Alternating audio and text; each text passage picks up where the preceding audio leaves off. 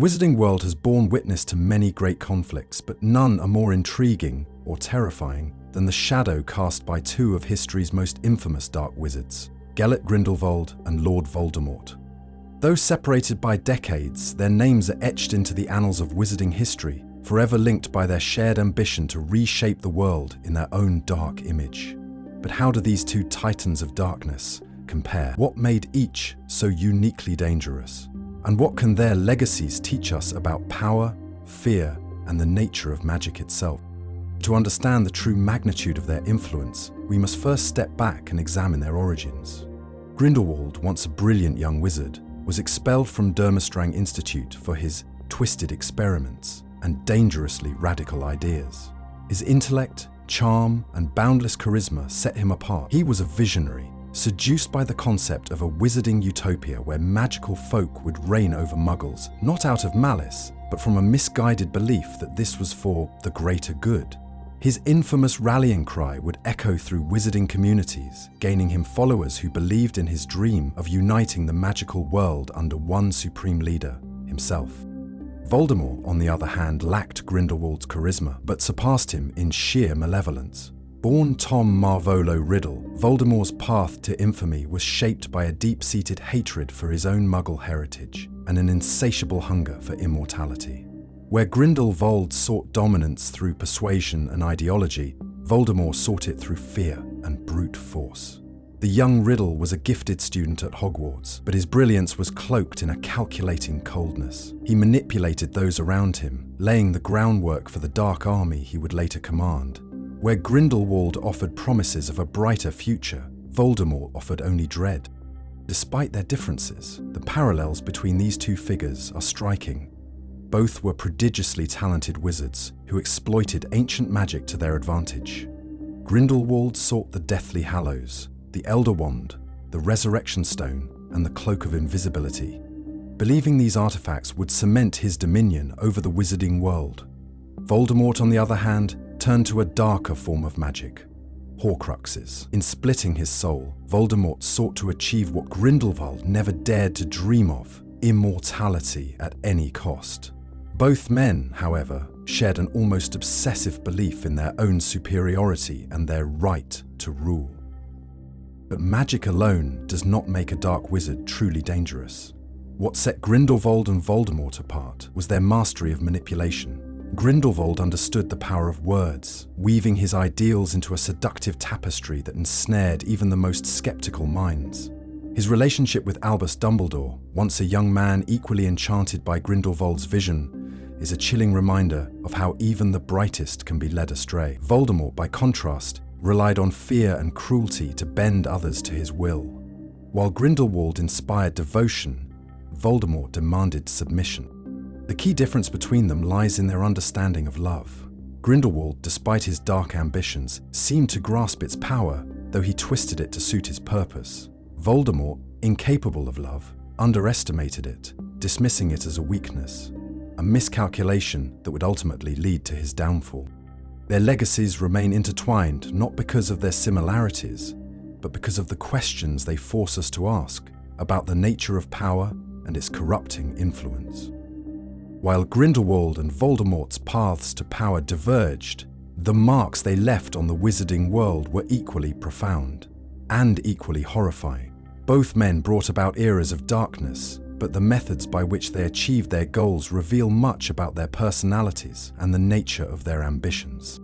Grindelwald's rise to power was calculated and systematic. He spent years building a network of loyal followers, appealing to wizards who felt oppressed or undervalued by the Statute of Secrecy. He positioned himself as a revolutionary, promising a world where wizards and witches could openly practice magic without fear of persecution. His rallying cry of "for the greater good" was both a call to arms and a masterstroke of propaganda. It allowed Grindelwald to present his conquests as noble and necessary. Even as he waged war across Europe, his followers believed they were fighting for a brighter future, not realizing that his true aim was domination, not liberation. Voldemort's approach was far less sophisticated.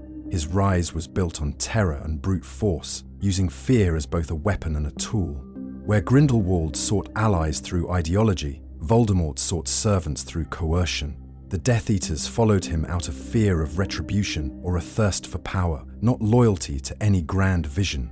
Unlike Grindelwald, who courted the hearts and minds of his followers, Voldemort demanded blind obedience. Those who served him did so with trembling hands and fearful hearts, knowing that failure or even perceived disloyalty could mean death. Despite these differences, both dark wizards wielded one unassailable weapon, the Elder Wand. Grindelwald's mastery of the wand cemented his reputation as an unstoppable force, and it played a pivotal role in his rise to power. His possession of the wand also set the stage for one of the most legendary duels in wizarding history, his final confrontation with Albus Dumbledore. The duel between these former friends was not just a clash of magic, but a battle of ideals, a moment where Grindelwald's vision of domination was challenged by Dumbledore's belief in freedom and love. Voldemort's relationship with the Elder Wand was far more tumultuous. Obsessed with power but blind to its deeper meaning, he failed to understand the wand's allegiance and the subtleties of its history.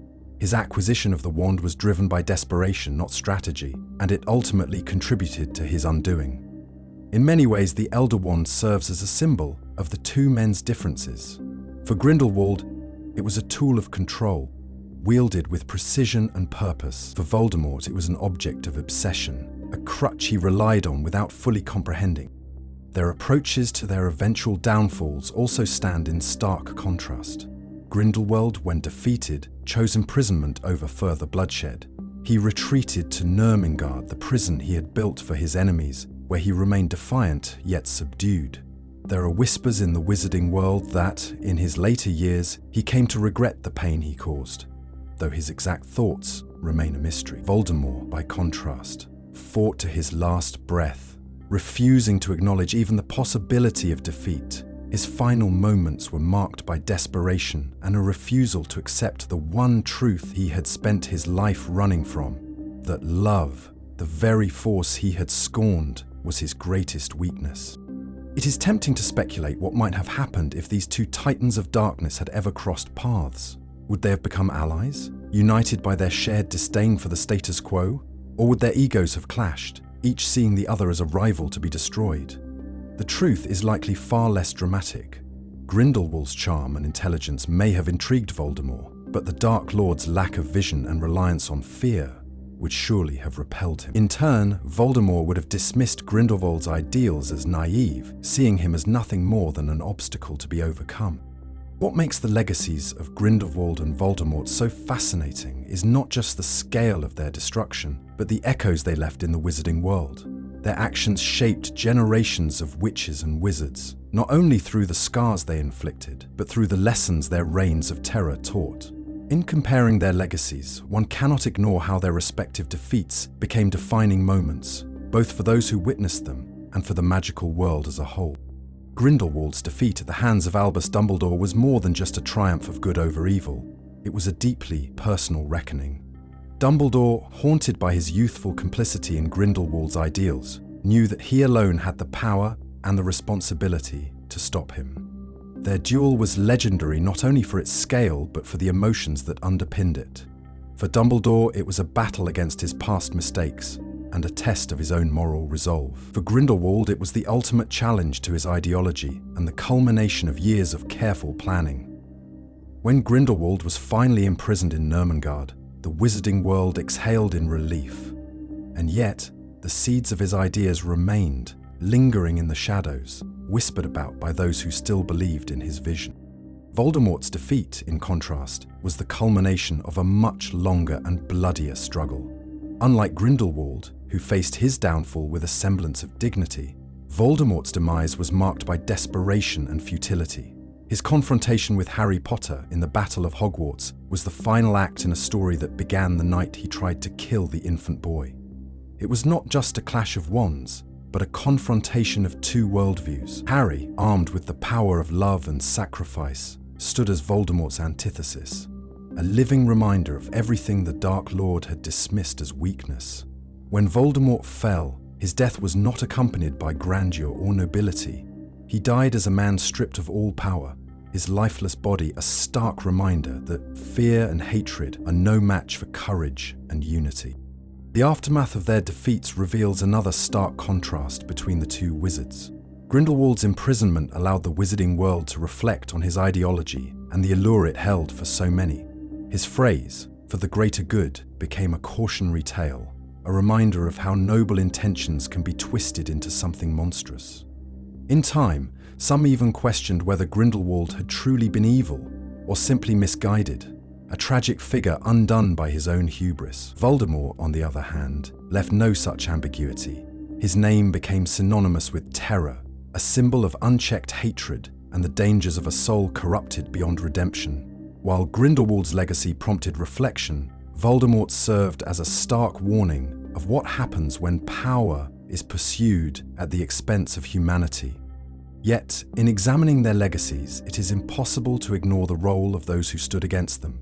Dumbledore's triumph over Grindelwald and Harry's victory over Voldemort remind us that even in the darkest of times, hope can prevail.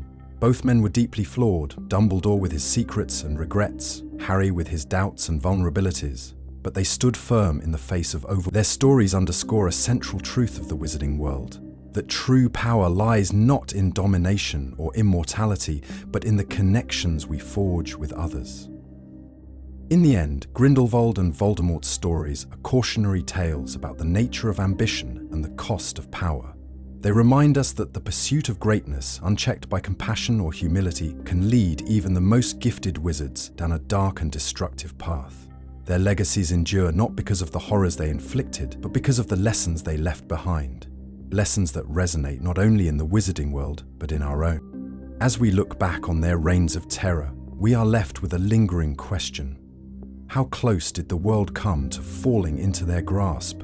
And what would the wizarding world look like today if even one of them had succeeded? Perhaps it is a testament to the strength of those who stood against them that we will never need to find out. For while Grindelwald and Voldemort may have wielded incredible power, their greatest adversaries understood something they never could, that love, in all its forms, is the most potent magic of all.